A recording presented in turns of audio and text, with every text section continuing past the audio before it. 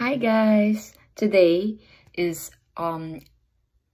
August 19, 2022 here in the US, California. I just received a mail, and I know this is my green card. So I received a text message sa galing USPS kasi nag-register ako doon. So mayroon akong real-time update. And ito na yon.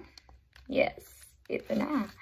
So tingnan natin kung sakto ba to. So let's see.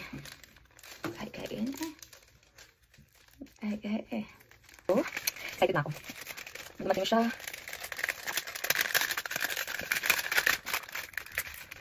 Yan. At mayroong, ito na. Ito.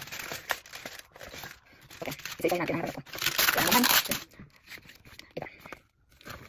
Please use the enclosed sleeve to store your new card.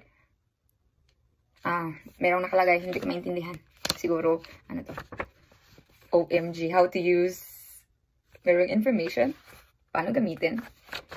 Tapos, ito yung envelope. Para lalagyan ng card. Hindi ko na. Tapos merong, Welcome to the United States. Guide for new immigrants. US Citizenship and Immigrant Services. And there you go. This is it.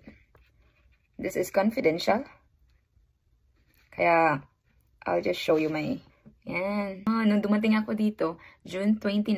So, nag-start siya June 30. Ito at mag-i-expire siya 10 years, 2032.